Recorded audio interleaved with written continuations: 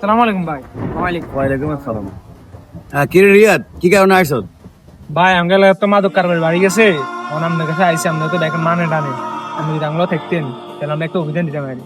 তোমরা তো একটা ভালো উদ্যোগ নিছো, তো ঠিক আছে, তোমরা যা যা করার দরকার আমাকে বলবা।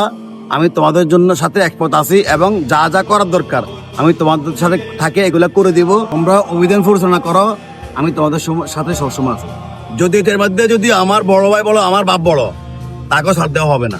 ভাই কেন আমি বুঝতে দেন অভিযানটা পরিচালনা করছি। ঠিক আছে, তোমাকে বসে দিছি, তুমি এটা পরিচালনা করো, তোমার সাথে আমি আছি। আচ্ছা ঠিক আছে, তোমরা এখন যাও, রাত্রে অভিযান পরিচালনা করিও। ওকে, আল্লাহ হাফেজ।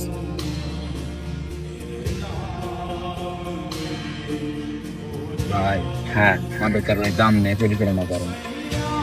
তুই খেলার খবর কি বুঝবি সেটা আমার জানা আছে। রাত্রে রিয়াজকে ক্লোজ, আমার পতাকাটা জানো না থাকে।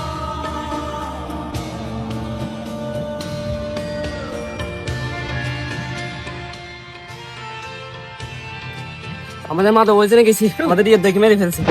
কি বলস খারা? আচ্ছা, এই ব্যাপারটা আমি দেখতেছি। যা, তোরা এখন থাকো, তোরা সবসময় সেভে থাকবি।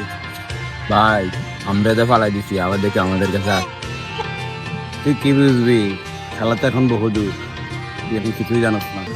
আমাদের সমাজে এরকম অনেক নেতা আছে যারা সামনে আসলে ভালো সাজে আর পিছন থেকে ছুরি মারে। আসলে আমাদের সমাজের বড় বড় মাথাওয়ালারাই এসব মাদক কার্যক্রম পরিচালনা করে। আমরা চাই আমাদের দেশ, আমাদের এলাকা মাদক মুক্ত থাকুক।